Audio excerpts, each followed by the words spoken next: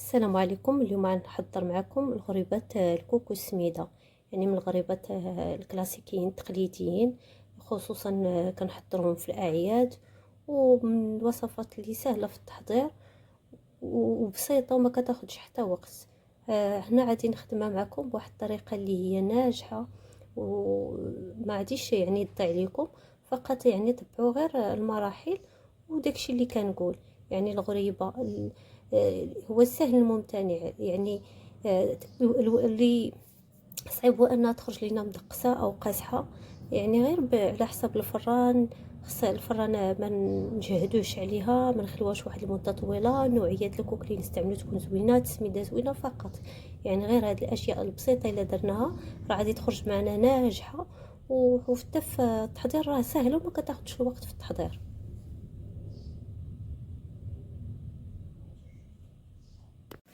بسم الله. بالنسبه للغريبه ديالنا غادي نحتاجو لواحد 3 البيضات،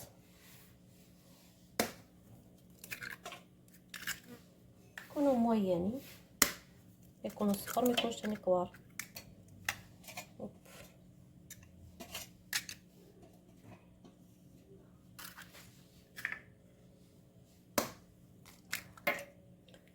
وعندي واحد الكاس العنبه نتاع سكر سنيده، غادي نخدموهم مزيان.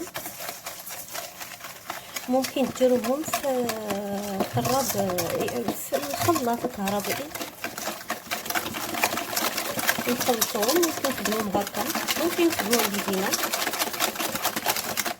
غادي ندير واحد لاغون، واحد النكهه نتاع، ممكن ديروا نكهه البرتقال او اي حاجه بغيتو. انا غادي ندير غير واحد ساشيت الفاني على ود الحقيق.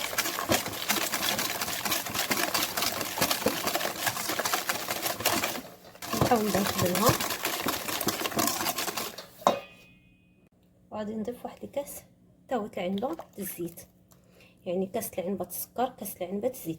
غير هو السكر انا كندير غير الكاس على ود الحلاوه كتفن السكر كلاصي. الناس اللي كيبغيو مثلا يعني ما يفندوهاش السكر كلاصي خصهم يزيدوا الكميه نتاع الزيت نتاع السكر.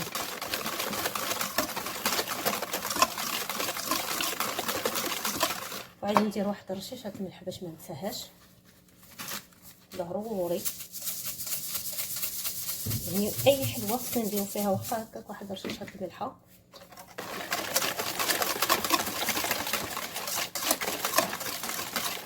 وعندي هنا الليمون معسل، وعندي الكونفيتور نتاع المربى الليمون، يعني بجوج البرتقال، تقريبا واحد 2 معالق نتاع المربى عامرين او 3 الا كانوا ما عامرينش، معالق كبار. وتقريبا واحد المعلقه نتاع يعني قشوره الليمون معسلين، راه كيتباعوا كيعطيو واحد المذاق زوين. ممكن ديروا اي اغون بغيتو، ممكن ديروا بدل قشوره الليمون هادشي ديروا مربى مثلا تاع الفراوله الفريز، ولا ديروا معاه لاغون الفريز كيجي لونها حميمر. ممكن تزيدوا في هذا المرحله كما قلت لكم لاغوم تاع البرتقال. دابا نسمت بالبرتقال زيدوا لاغوم ديالو، كتعطي واحد اللون في هذيك الغريبه ديالنا اللي شويه تيكون غامق فرونسي شويه. كنحاول دابا نخلط هادشي مزيان، يعني كنعطيكم مقادير وفي نفس الوقت كنخدم. عندي 250 غرام نتاع كما كتشوفوا ميدم، عرفتوا واش كيبان لالا نتاع الكوك.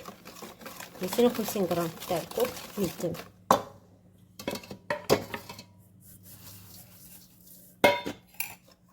نبداو نضيفوه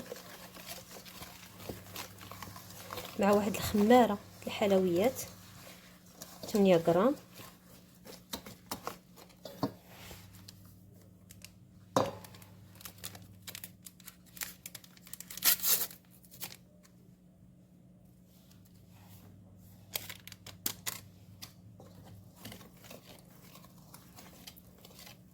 غادي نكمل الكوك اللي عندي.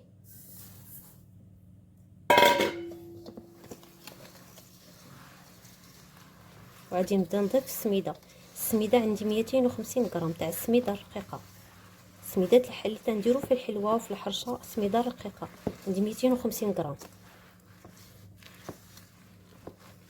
نردو البال مع الكوك ومع السميده. دابا في هذه المرحله غادي ندير غير الديار.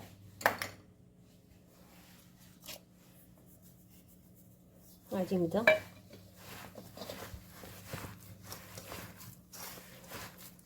250 غرام د الكوك، 250 غرام نتاع السميده. السميده تكون الحلويات الرقيقه تنقولها ونعاود ماشي الغليظه.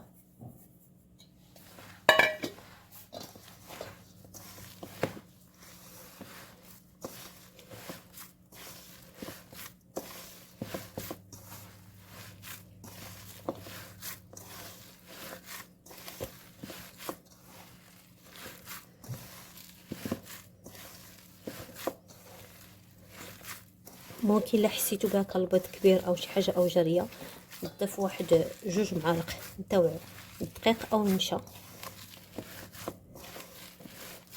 حاولوا تخدموها حتى تدلكوها نتوما واحد شويه.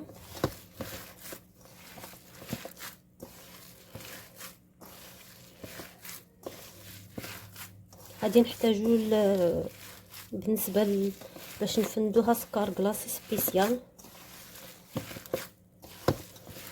كما كتشوفوا. كتيجيو هاد القشور البرتقال في وسط ما كيبانوا.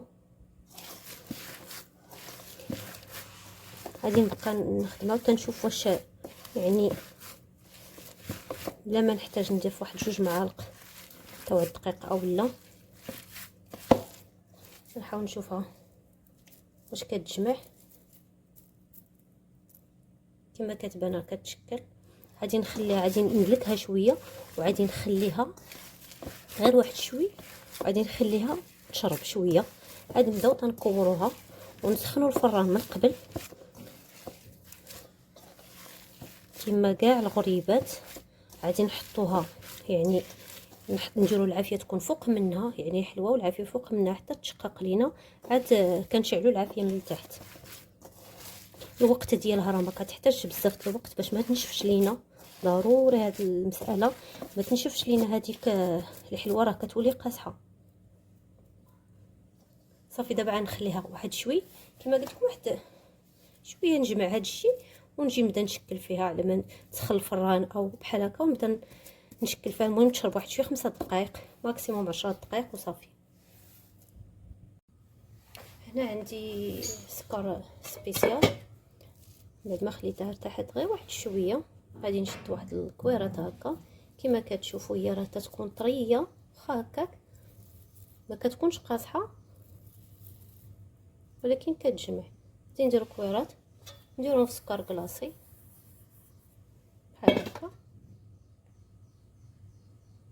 كنحطوهم في واحد اللاطه. المهم ملي كنحطوهم في اللاطه ديما الغريبه راه كنباسوها شويه ما تنحطوهاش يعني وحده ضروري لانها كتحل في الفران.